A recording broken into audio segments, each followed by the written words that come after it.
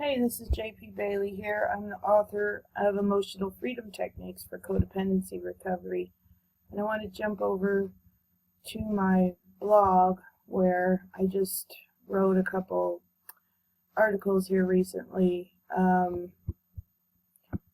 This one I've been kind of working on for a while about disappointment and how disappointment affects us and our brain, the neurology of disappointment, and that it's kind of like a crash, like an emotional hangover thing. And it just got me going because I was also doing a lot of research on trauma and neurology and how to heal our brain and stuff like that. So I did another long post here, and so I just wanted to do a little video to just give you a little bit more info. So as far as trauma goes, here's just some of my notes from taking a class recently on trauma, some of the newer stuff in there. And then this free self-help guide for trauma, if you click here, it'll open up. It's basically, you can get the same thing from SAMHSA. Okay, this website's got a lot of cool stuff on recovery, like action planning and recovery. And it looks like this: Dealing with the Effects of Trauma, a self-help guide. So this is from the U.S. Department of Health and Human Services. And I really like it because, everyone who has trauma, should probably read it. It's a good overview of trauma, as well as the symptoms and things, and as well as a lot of stuff about self-help recovery part. There's a lot of things we can do if we can't afford therapy or for whatever reason. We don't have to really be stuck in it. Lots of good suggestions in here. Okay, so grab yourself this and study it. And then the other thing I put out, which I do sometimes, but I've had this blog for like 9 years and I forget to kind of update and let people know there is a free book on how to use tapping. Okay, so it's the EFT manual. Looks like this. You can get it from emofree.com. And this is the original EFT that Gary Craig taught. This is what I learned first. And then there's a lot of other energy healing techniques and modalities out there, but this is kind of like the main one. So it's a good primer on how to learn tapping. I was just going to try to get to the little diagrams. It talks about the science behind it, how it works, why negative emotions get stuck in our energy system, and then it literally gives you step by step how to do the tapping and what points to tap on. Okay, these are all important points, and the setup statements and everything. Okay, what else did I put out? Well, then there's my book too.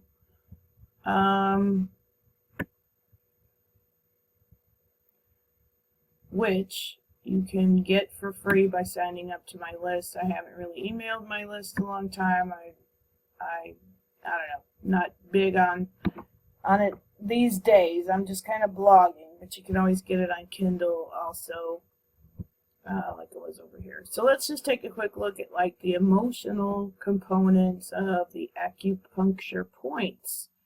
So every point that we tap on, like for instance the karate chop point on the side of our hand, that's associated with the small intestine, and it's also associated with certain emotions, whether it's balanced or imbalanced. Same with all the other tapping acupuncture points.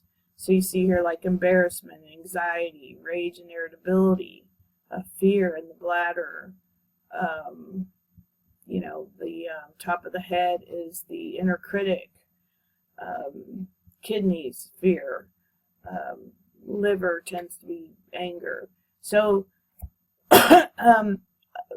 what Gary Craig did was say, well, let's just tap on all of them while we tap on whatever's bothering us, and then you kind of clear up each of the the energy and all these different meridians, and you don't have to know. That's the point I guess I'm trying to make. You don't have to know all the points and meridians and the meanings behind them and acupuncture.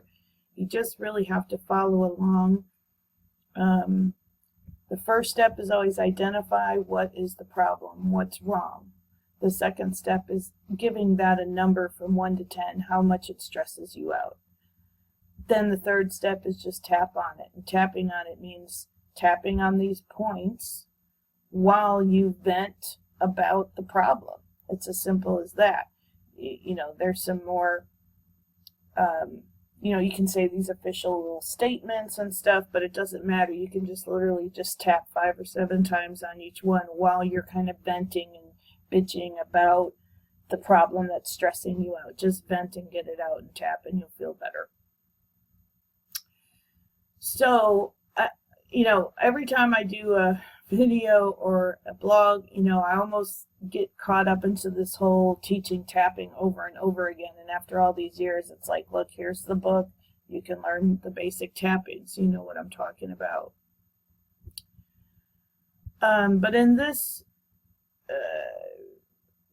article or blog post I just did about the empaths, the introverted empathic person who's prone to depression and disappointment from others and feeling others' pain and everything, it just kind of all clicked together because we tend to be codependent or co-narcissistic. We tend to get caught up with narcissistic types and have a lot of unresolved issues because of that. So this blog post, I just wanted to talk about disappointment. We have, disappointments it's a huge issue, and it's really related to our ability to keep dreaming, because we are dreamers, we're deep thinkers, we feel deeply, and disappointment can lead to depression and kind of going downhill, when really if we were to tap on our disappointments, we could then tap into the wisdom of what lesson we're trying to learn from that disappointment, which then leads to tapping back into our dreams.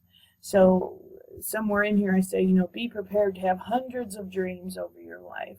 A lot of them won't work out. But if you know how to handle disappointment, then it won't be so hard to, pick yourself back up and get back into your next dream or a better dream, or, get back to your old dream, but with new knowledge or wisdom. So,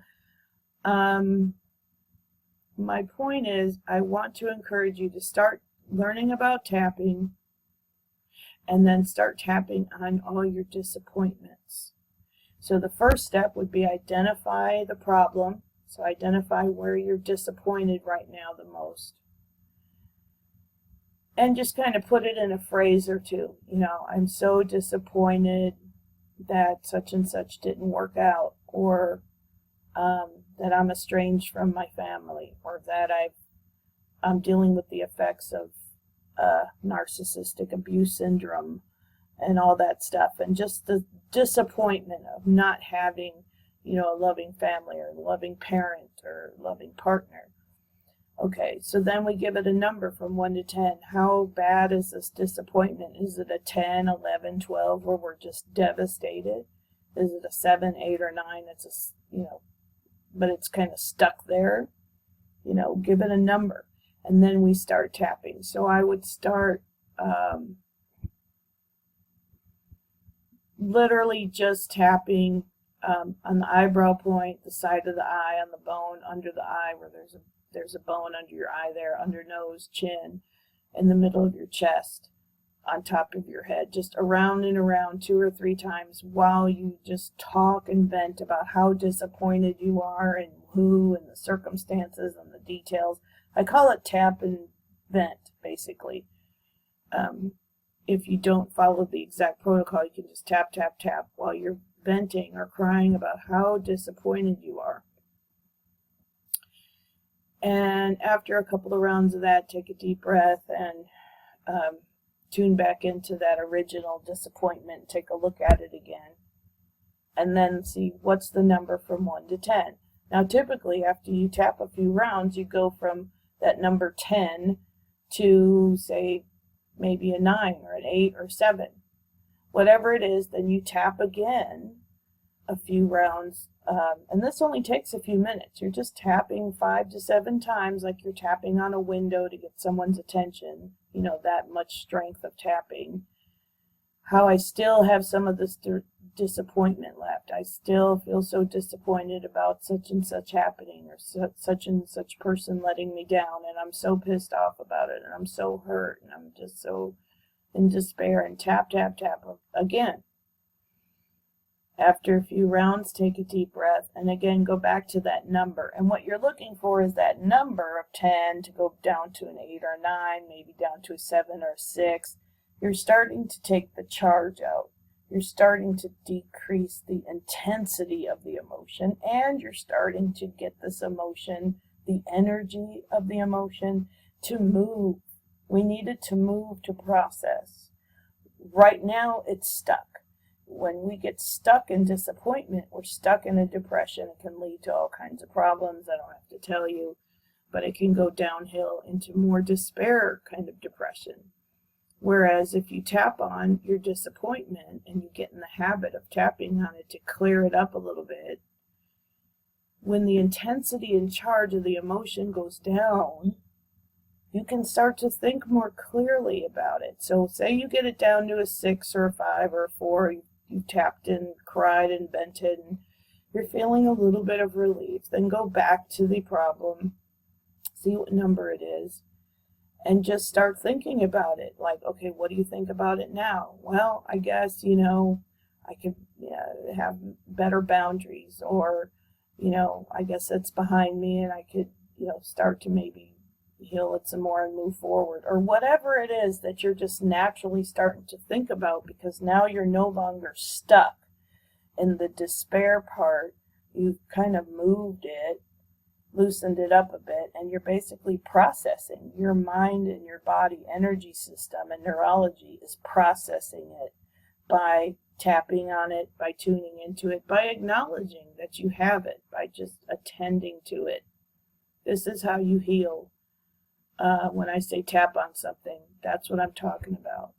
To see what it is, give it a number, see what the pattern is, especially how crushed you were, whatever, and tap on it until you feel some relief, so you can start to think clearly, and then take a look at what would I prefer instead. Start dreaming again. What would I rather have instead? What boundaries do I need? How do I need to take care of myself?